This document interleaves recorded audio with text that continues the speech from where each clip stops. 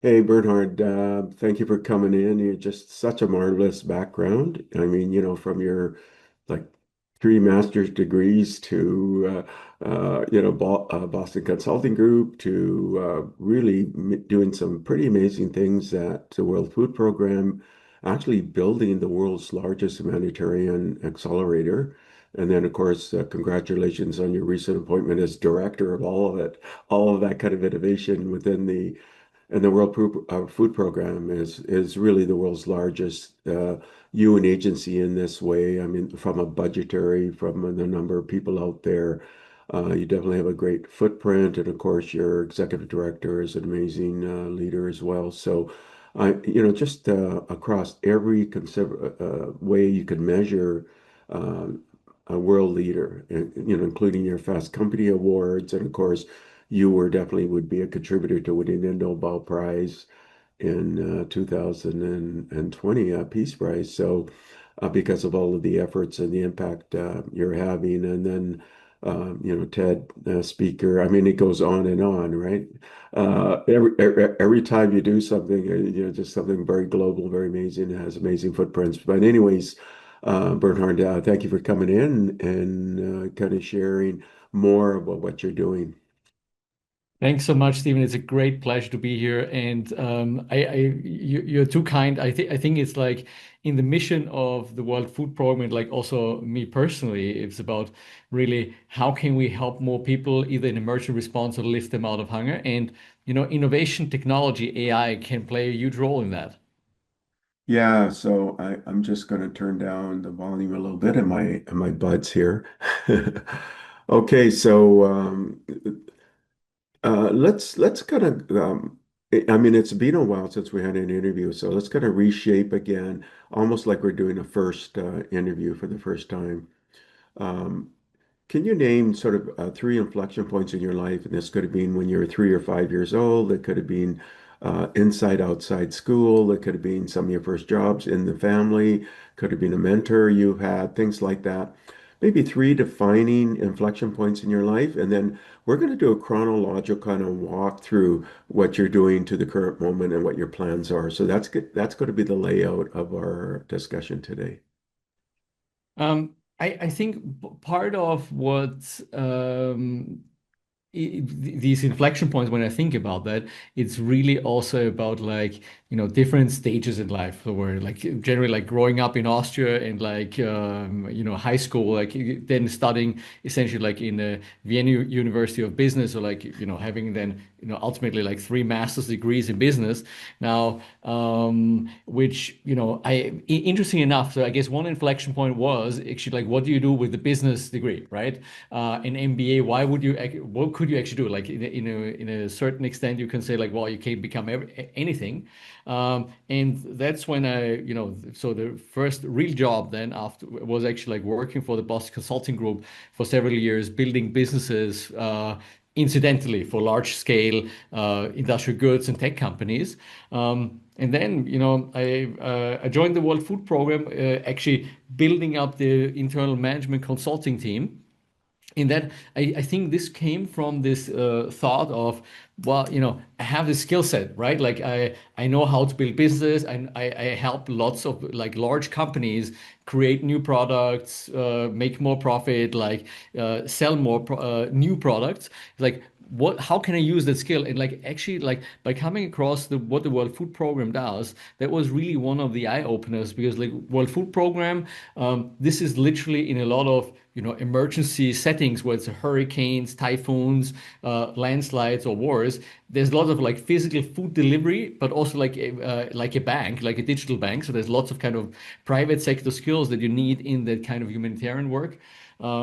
Probably then deciding with a friend of mine, Sebastian, to co-found ShareTheMeal as a fundraising app, really from that inspiration of like, wow, actually we can optimize so much, but like, what about the power of like creating something that brings more people in, and then finally getting the opportunity to start our global accelerator, which and you've said this, like, right now we're running 18 different impact accelerator programs this year for World Food Program for ending hunger, but also for and with other partners on primary healthcare, emergency response more broadly, or also climate adaptation. So like different topics. So I think definitely, there have been some interesting choices that looking back, they seem like a logical sequence. So, so we got into some of the professional milestones that you've indicated from an inflection standpoint, and that is, your master's degrees to Boston Consulting to the amazing work that you're doing at the World Food Program. But I want to even get earlier. I mean, you study business administration and international management, and you were what, born in Austria. What was your did you had an interest in business at that time? I mean, what shaped you early in your, when you're 10 years old and you were, 14 and 15? Were you always curious about business? That's what was your family in business? I mean, what moved you in that direction? Is a very good question. I guess, I mean, I was always intellectually curious, and like, um, I would say from early days in school, like I've had a knack for business, for math, for kind of technology, like coding on a computer and stuff like that. But for actually for a long period of time, all of my friends probably would have thought that I would become a professional pianist. I'm still playing piano as a hobby, but like in the end, I decided, well, like maybe piano is like the hobby and like business is going to be the thing for work. But like I think the driving force there always has been in terms of um, you know intellectual challenges and like solving problems. I think that's probably like one of the elements there. And the other one is I do enjoy working with people and ultimately also helping people. It's just like that one, I never quite figured out like how you can actually combine this like at an earliest stage in life. I see. So you were always curious, and that curiosity led you to be curious about business and things like that. Were you interested in sciences as well when you were very, very young? I yeah, absolutely. It's more like I think the aspect of like whether this was like chemistry, biology, or like actually like coding, or like actually like developing code for like new tools. I think that there was always a curiosity about like innovative modern things that help us do things more efficiently or solve new problems. So I guess that could be another thing there. So what was really the attractor though for business itself? I mean, you're just always curious about business in a sense. You were curious, but why business? I mean, there's so many different areas that you could have gone into, right? Is a very good question. I think um, I honestly I like the principal thoughts about like okay creating something that solves problems and also has a sustainable business model. Actually, um, I guess I'm a big like I guess intellectual, but also kind of from a leadership perspective fan of like how can you actually bring society forward by like you're solving problems, you're organizing around something, you organize something in a sustainable manner. And I guess from an early day, like I remember I was always the person who was managing finances, like when we organized something. I see. So basically, just the kind of innately you had this business sort of tendency together with your curiosity and things like that. So, you studied business administration, international management at Vienna University, right? At economics and business, and then you went to Heck Paris, and you're earning three master's degrees.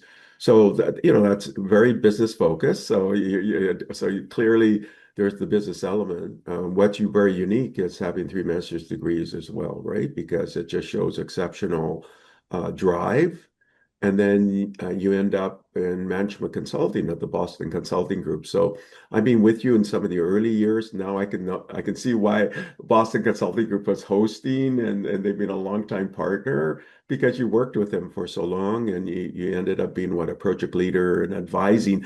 Now I can see the tech connection because you're advising global tech and industrial companies, right? And pretty well every company in the world today has some kind of innovation tech involvement.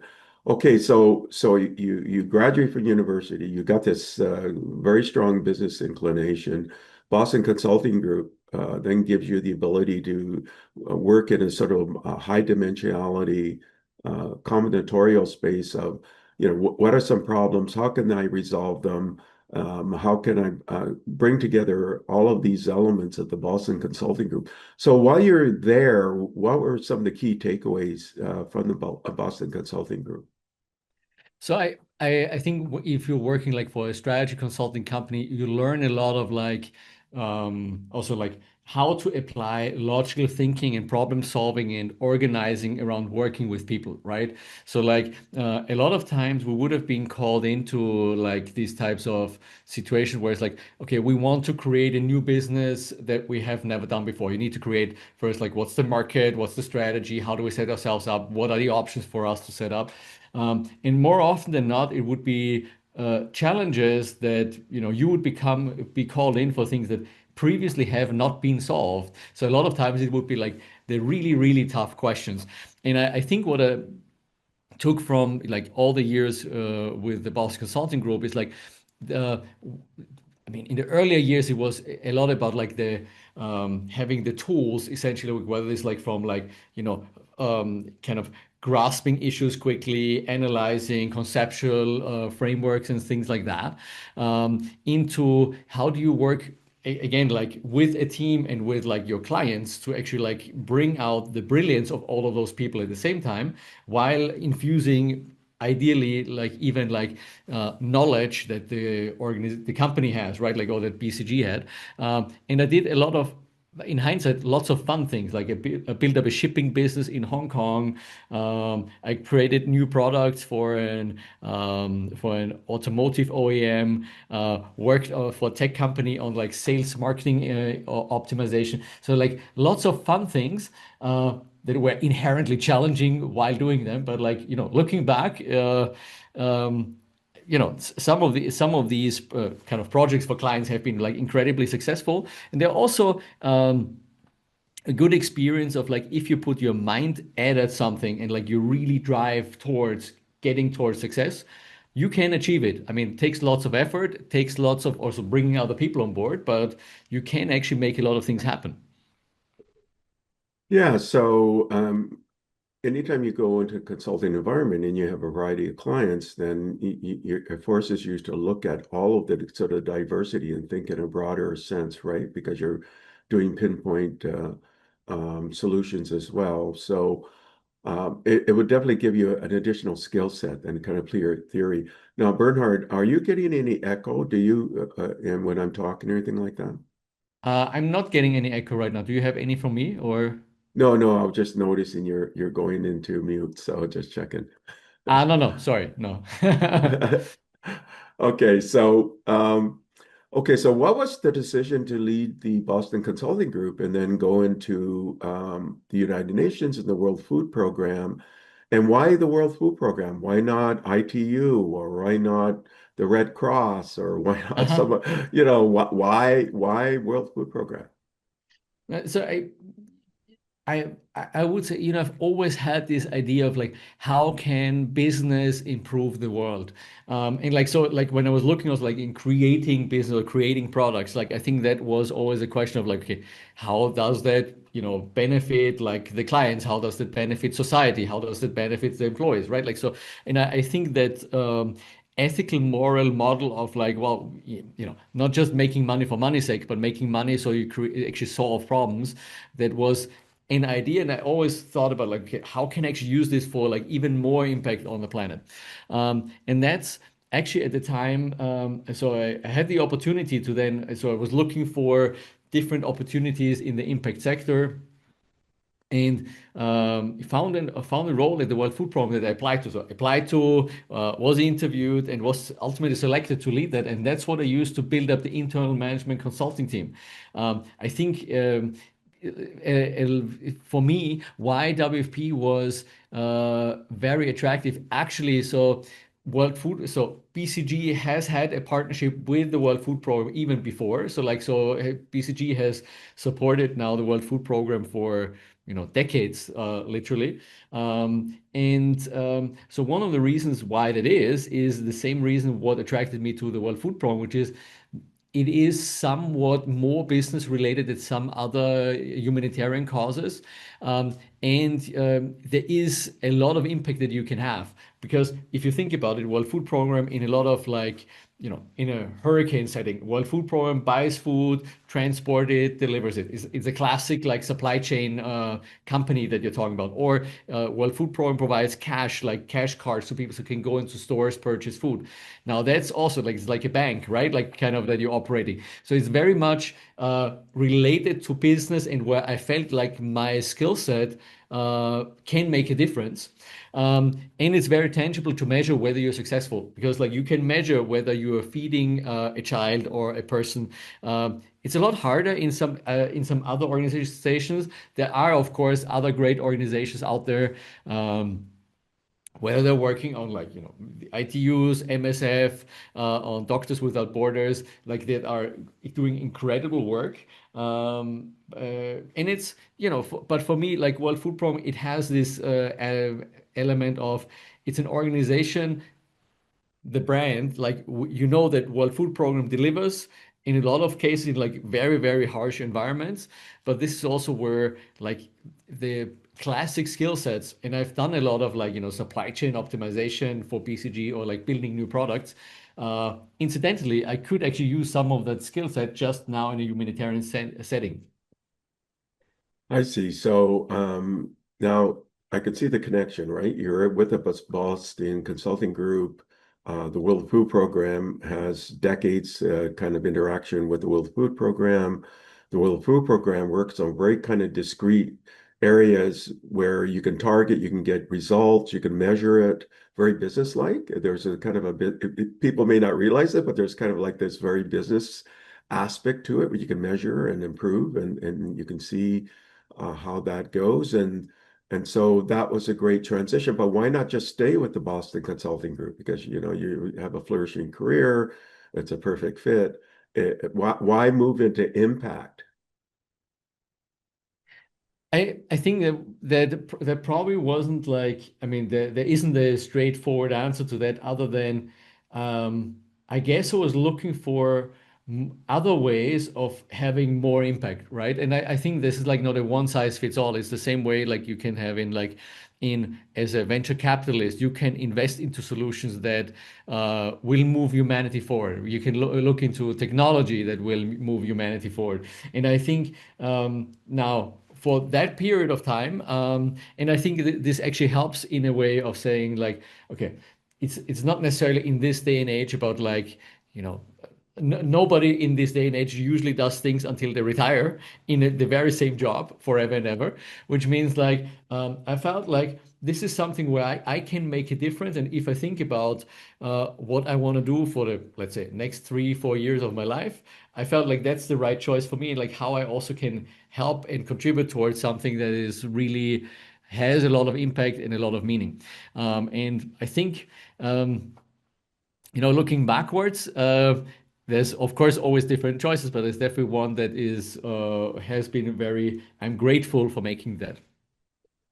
Well, I guess it's around 2013 you transitioned to the World Food Program in Rome to establish the Business Innovation Unit. So it very much ties in with your business interests, and you create an in-house consulting team focused on improving organizational efficiency. So again, very much ties in with the work with the Boston Consulting Group, but now you can have an outsized sort of impact. You then, in what, 2014, co-founded the ShareTheMeal. So can you talk a little bit about that?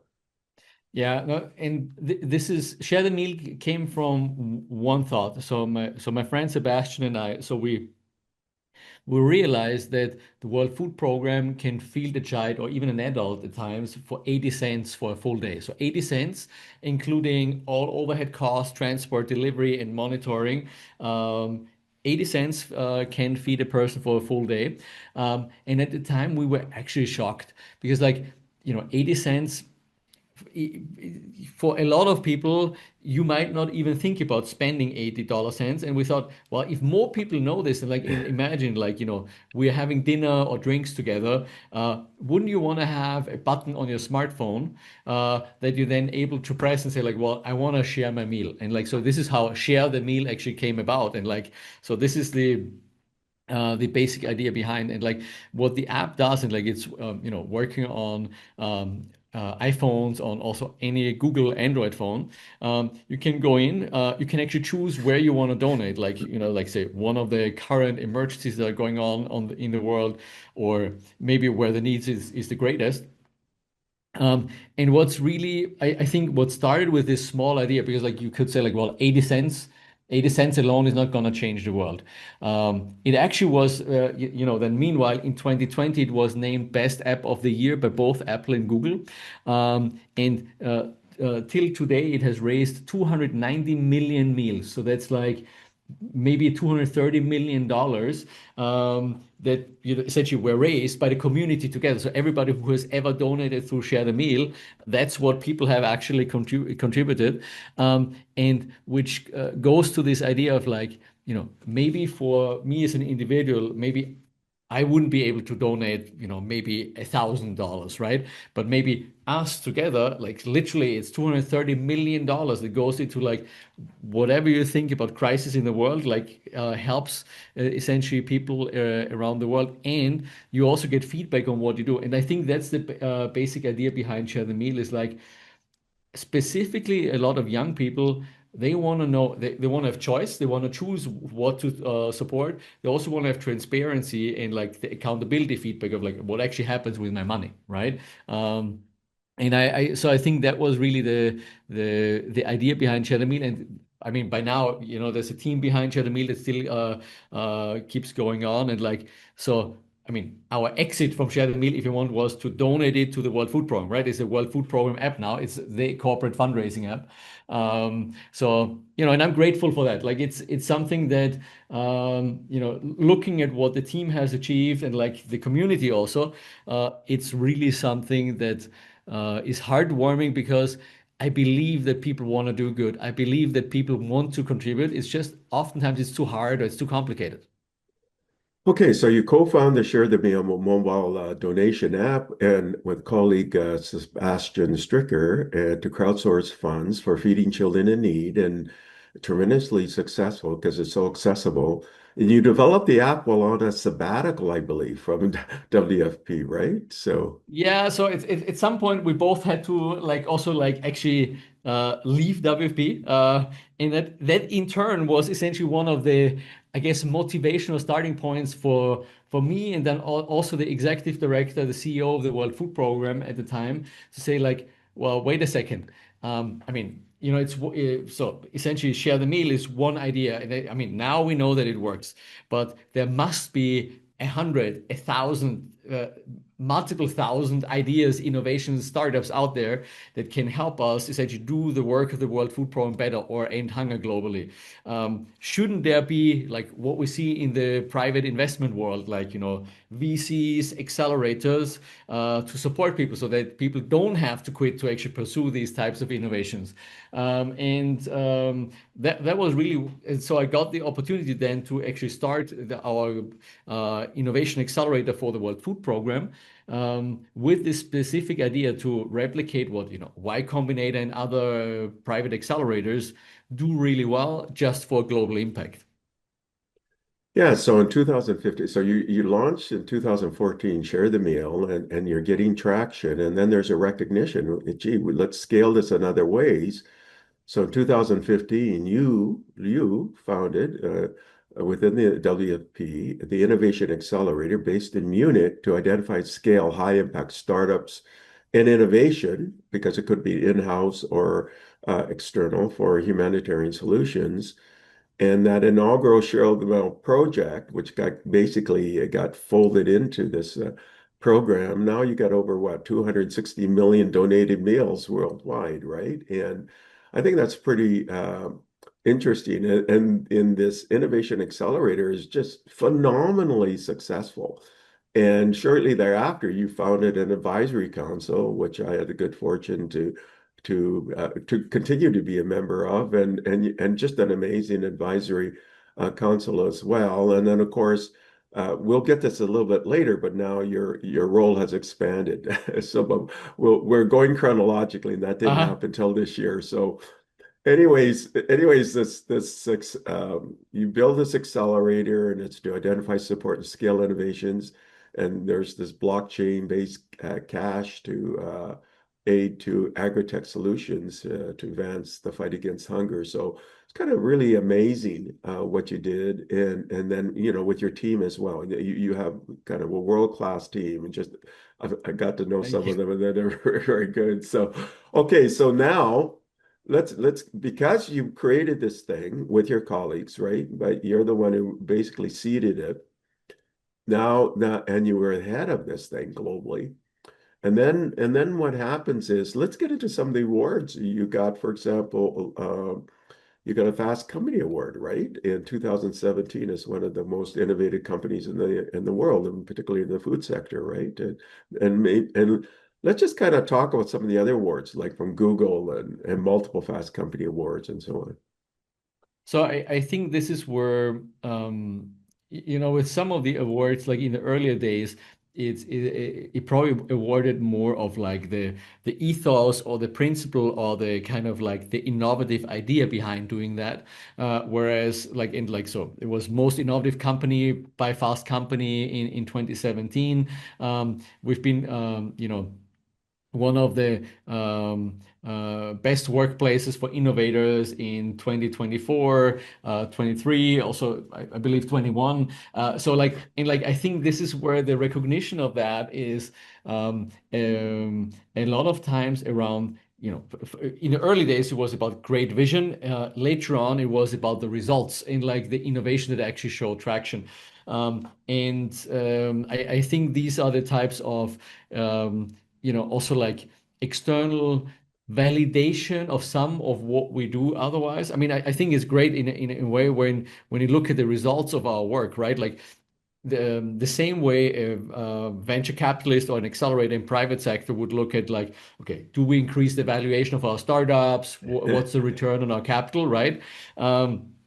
We typically look into like how many people do we reach? Do we improve people's lives? Like, do they increase their incomes? Or if it's emergency response, do we save money? Like, is the emergency response like, is it, can we save 2, 3, 5%? And like this is, I think really one of these aspects where it is great because you can actually show that in some cases, well, you save millions of dollars of money, whereas like so that every dollar donated, actually like the maximum of that ends up with the people that it's intended for. Yeah, so as you mentioned, in multiple Fast Company Awards and Best Workplace for Innovators and Innovation Team of the Year, and multiple instances of that kind of award as well.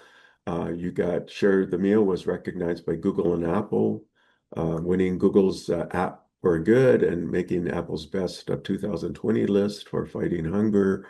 And then, of course, in 2020, the WFP won the Nobel Peace Prize, and that's because of its effort to combat hunger and foster peace.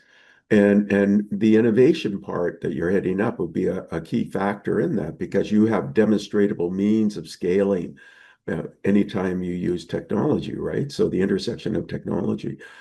And you were also selected as one of the finalists in Fast Company's Leader of the Year. So that's, I think, Innovation Leader of the Year. And of course, you're really famous for your TED Talk, which is like millions of people have watched. So I recommend the audience take a look at that because it's very inspiring and one of the best TED Talks ever, kind of thing, right? And especially in the area that that was chosen.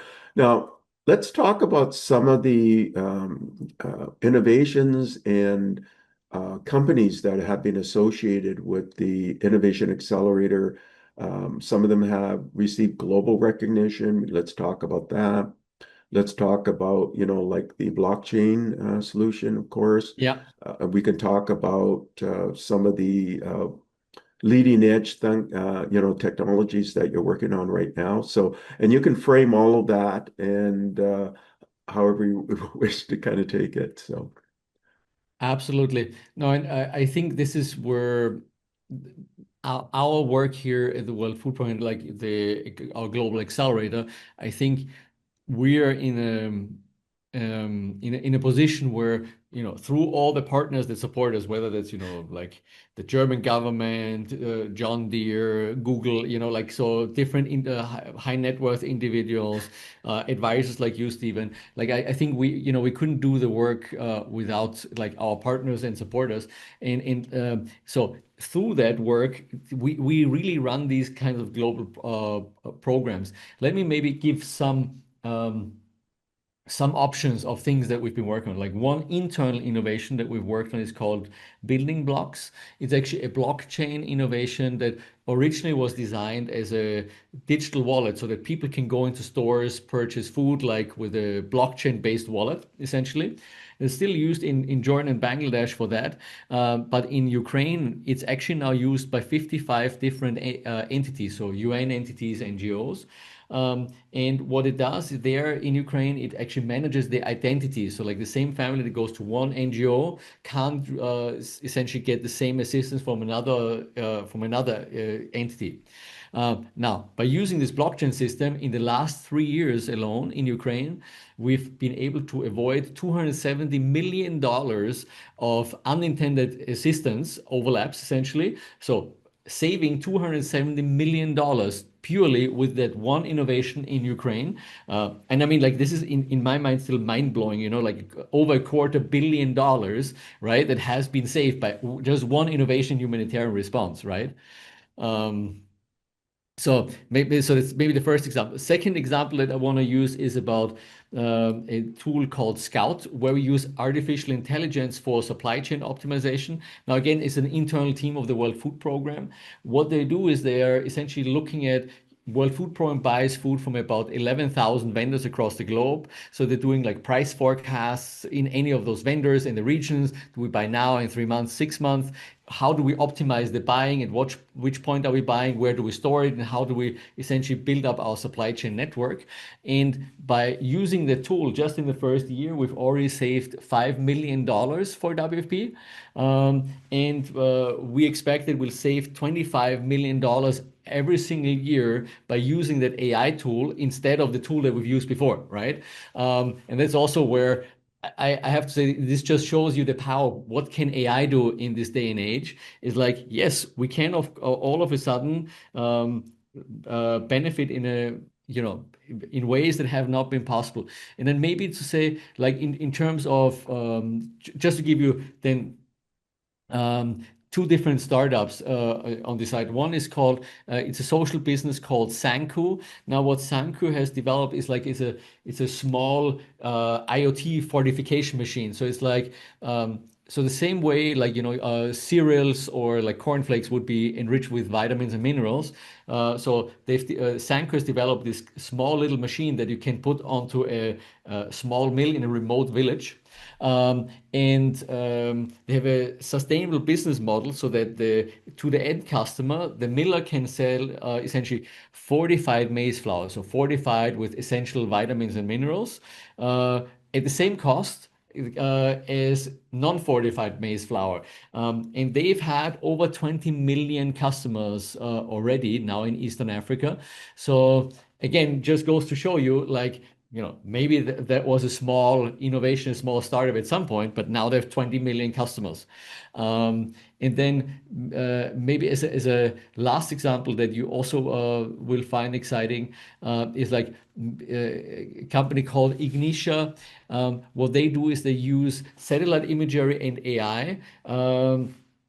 They've developed weather models for rural parts of Africa specifically. So they are, you know, um, a lot more accurate than traditional global models. And they send essentially precision farming advice to smaller farmers, whether it's on a smartphone or on a regular text message.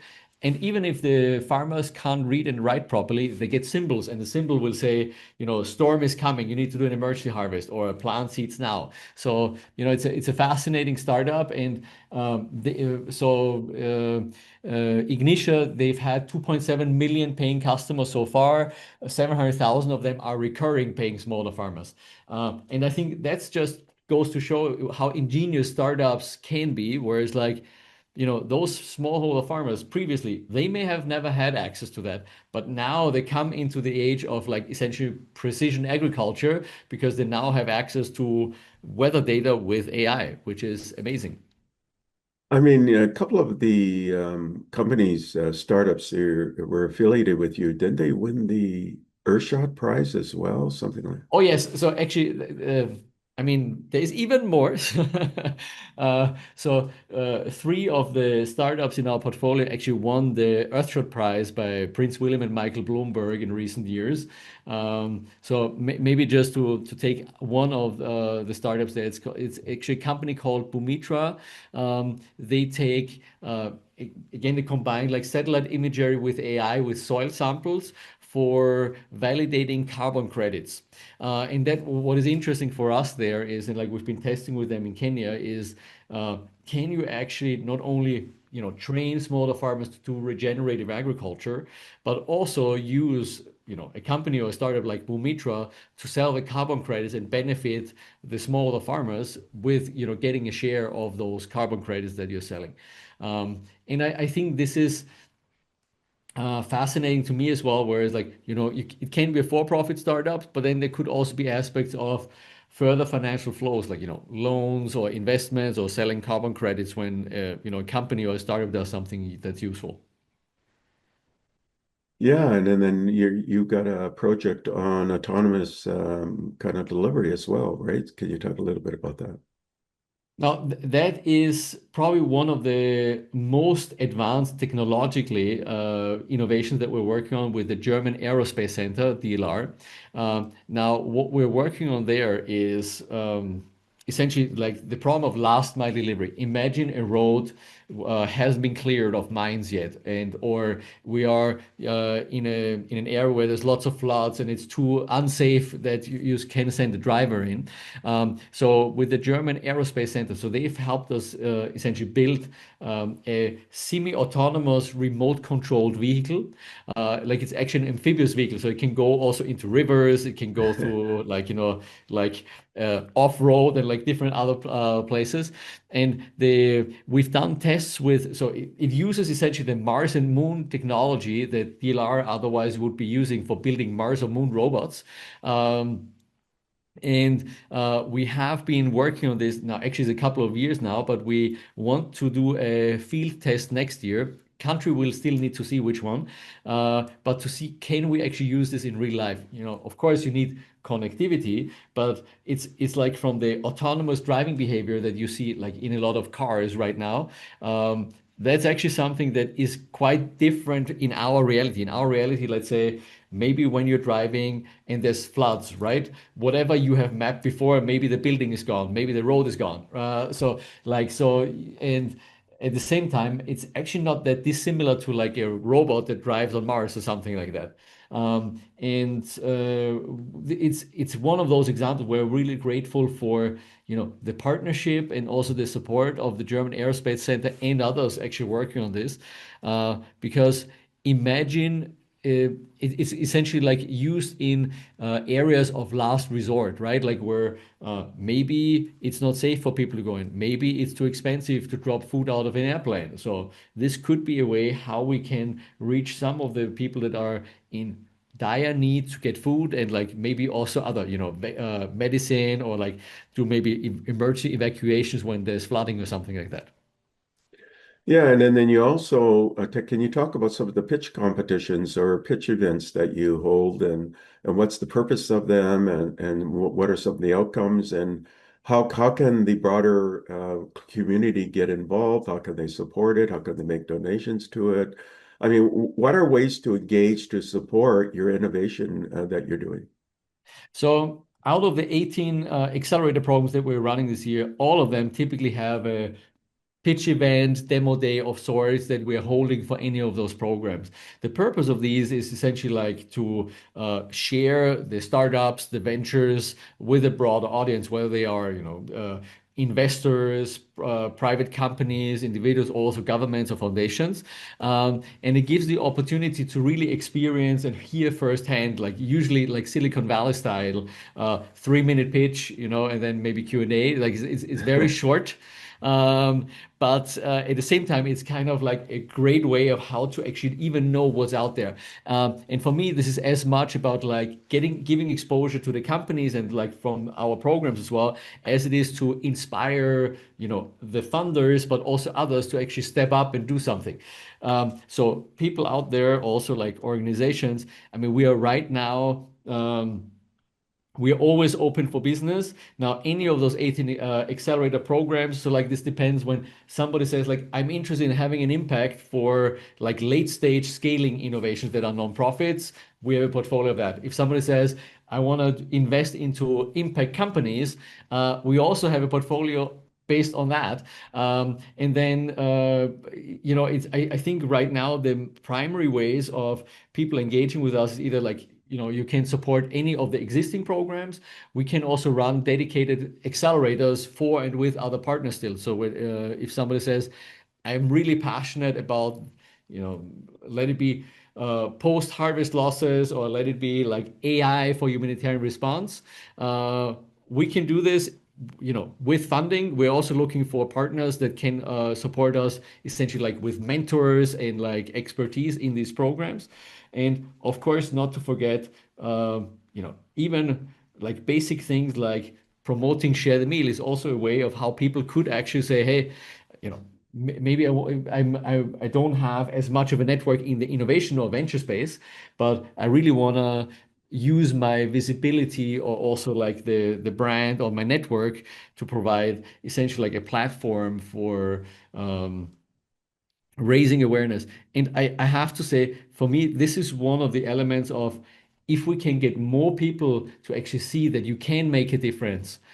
I think we've already made a big step forward because a lot of times these days people think like, well, these global problems, that's somebody else's, what can I do for that? And I think in the work that we do, we can actually show you that a lot of people can make a difference themselves, either by, joining in, by contributing, or whether it's by donating through Share the Meal.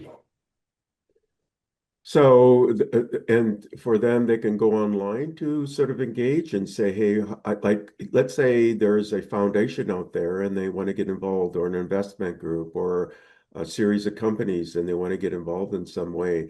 Is there some kind of a form that they can fill out So on? no, totally. And like it's like our website is innovation.wfp.org. So like would love to get engaged, right? Like so it's I mean the standard mailbox is global.innovation@wfp.org. Or people can also reach out to me via LinkedIn or any other of the social channels. I'm very open to that. I'd love to like I believe there's lots of opportunities that we can do together. Okay, so anything else that you want to cover because we're getting down to the last 10 minutes, let's say, any other areas that you want to cover with respect to startups or innovation that you want to spotlight, ones that you haven't mentioned yet? So one thing to mention maybe is so recently, and this is like a year and a half ago, we actually launched our very first loan and guarantee fund. Now, this is actually hosted by UNCDF, the UN Capital Development Fund for us. It's first installment of that is $5 million. So to provide loans or guarantees to startups. So in addition to the grant funding we typically do as accelerator, so we now have the first loan fund up and running. Now we're also looking into like establishing an equity fund for ourselves, but also like sharing pipeline with others, right? Like so we are very open to, maybe somebody has already invested in a startup or in a company. Maybe that could be relevant for some of the work that we do. I think that would be marvelous um, to also think about that. So, we haven't discussed partners yet. So you have governments that are partners, you got foundations that are partners. Google, they have an acceleration program, so you're part of that. There's Microsoft for Startups that as a potential partner in some way. Can you name some of the key partners and maybe some of the joint programs you're running with these key partners? Absolutely. And maybe to say like our partners, I think we are the innovation or startup space really lends itself also like, yes, we do need money. We also need capacities and capabilities, right? And like I think this is a great opportunity. And like on government side, of course, it would be the federal government of Germany and including Bavaria here. It would be Austria, Luxembourg, Belgium. Like global would be the UK. Korea, the Netherlands, Norway, Ireland, so like France, like so like the Denmark, Czech Republic, so like lots of different Canada actually. So also, I think so lots of different opportunities, including like with the US government historically. Now, in terms of foundation or private partners, that includes, of course, like, like the Gates Foundation, the Adaptation Fund,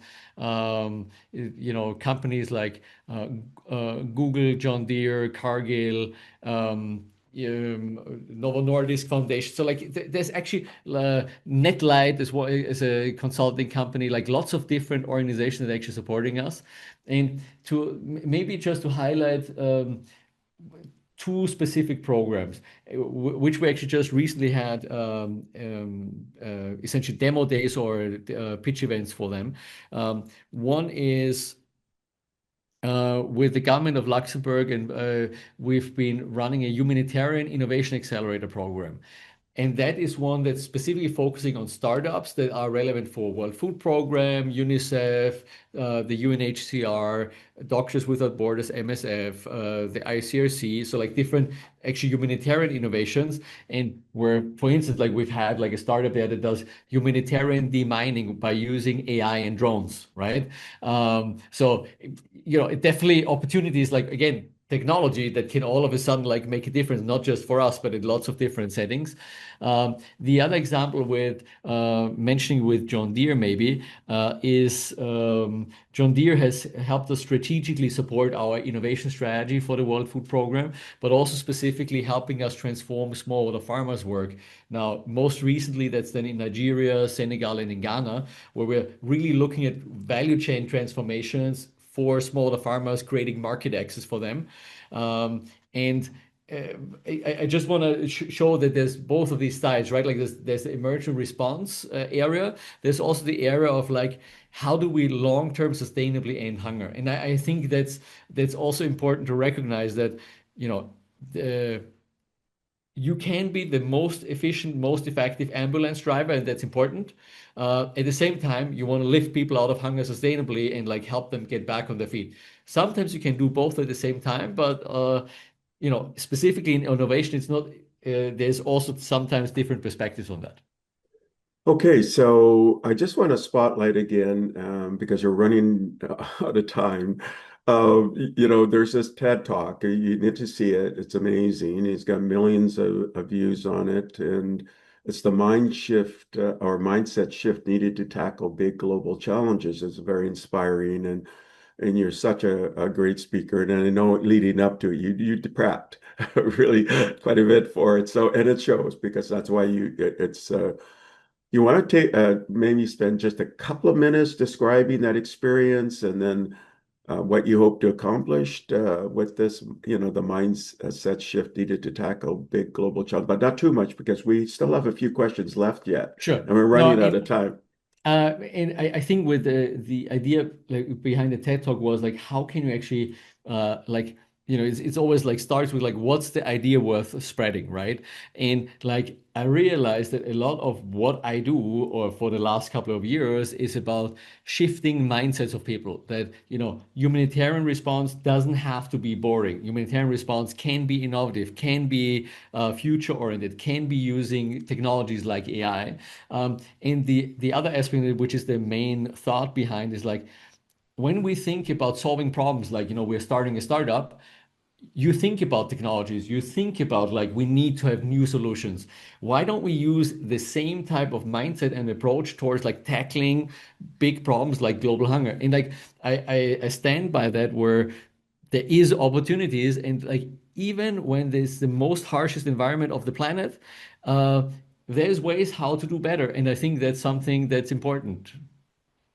Okay, so maybe just quickly again, under a minute before because we have to get into your current role. So, what were some takeaways from that experience of doing TED? There may be there's people who do TEDx and there's people who do TED, and they may not realize the tremendous amount of prep required, and then to get the tremendous response you've got where you got millions of people viewing it. So what are some of the takeaways leading up to it? What are some of the takeaways post? But keep it under like a minute if you Yeah. can. So doing a TED Talk, they do tell you that it's a stressful experience and you need to have like, I don't know, 40 hours of time focused. Now, what you don't realize, you do need, I mean, everybody has a full schedule, which means like you need to create that space where you really think, where you really prepare, where you actually like, so taking this time out of your schedule is really, really challenging. The other thing that you learn is that you can get so much better, including the work with the speech coaches, is like you realize there's a lot more. Like even if you're a great speaker, you can always improve, and it's a really humbling experience as well in terms of how you can prepare, what you prepare, and like everybody, of course, has a unique way of delivering it.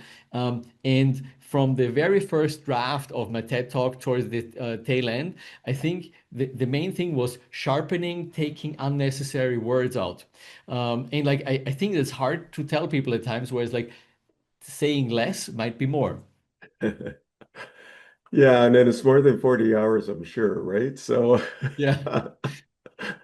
okay, now you got this recent, just sort of acceleration in what you do. Can you talk about that, your new role and what it means, and the reporting is different, and of course, and spend maybe a couple of minutes talking about Cindy as well, because she's an amazing leader. So, So, most recently, I was appointed as Director Global Accelerator and Ventures for the World Food Program, which is now a broader role, which encompassing all the work of the Innovation Accelerator, but also corporate innovation portfolio management, which is actually something that we've been working on as a new innovation strategy for WFP.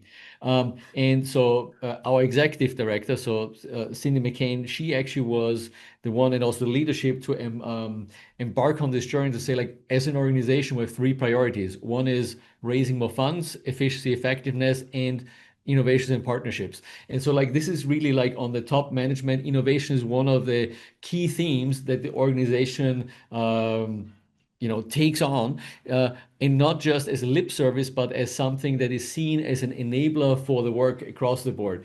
And I think that's the biggest change, really, like also now is, when we first started our journey as Innovation Accelerator, World Food Program was, I would say, always innovative. Like colleagues, specifically those that are serving in field locations, they are the ones, working with the communities every single day. They are the ones that actually make, the secret of of what we do. And we had our accelerator, but now is really how do we have this step change, right, in innovation? And I think so. Our executive director, Cindy McCain, she's been instrumental in actually like enabling like the next level of growth in that thought, and also like actually pushing into that direction even further.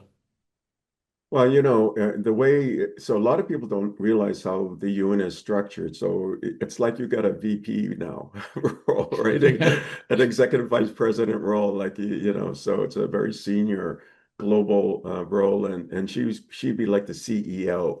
So, exactly, exactly.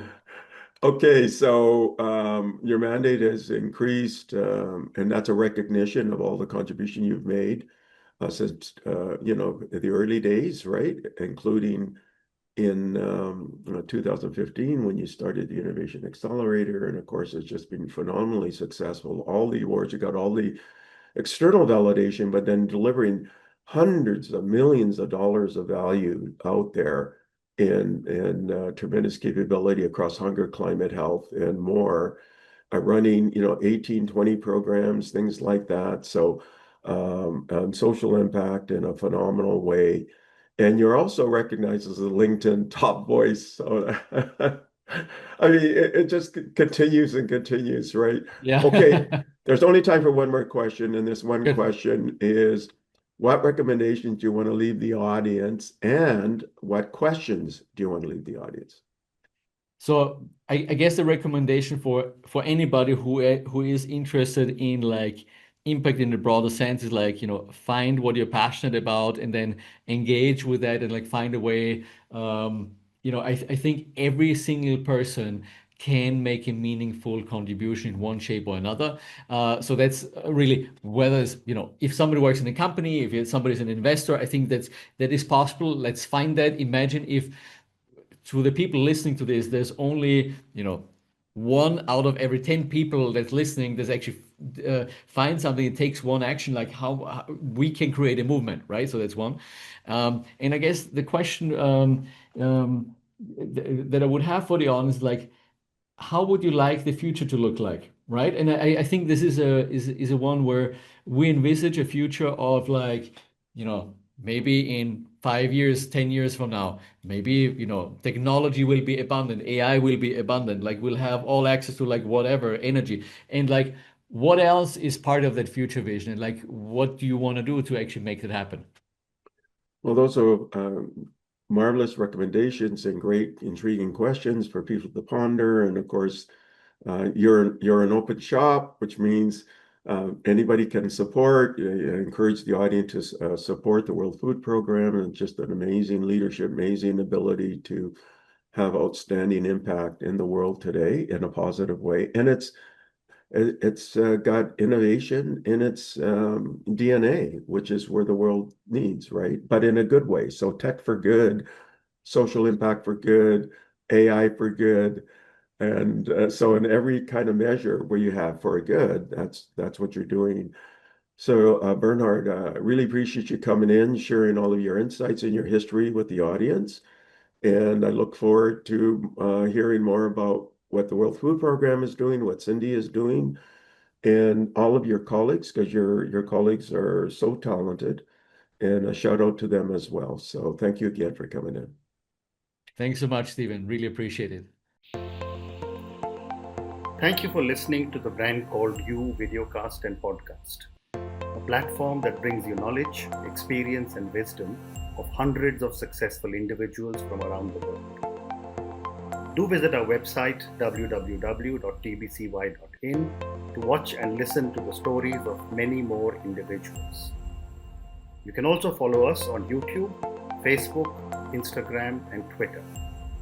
Just search for the Brand Called You.